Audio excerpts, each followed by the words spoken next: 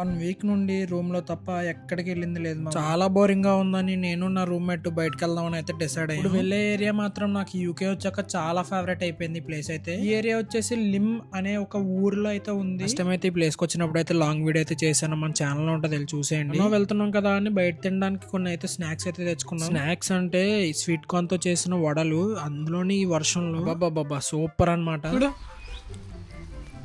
మొక్కుతున్న ఎవడమైనా ఈకరా చెప్పు.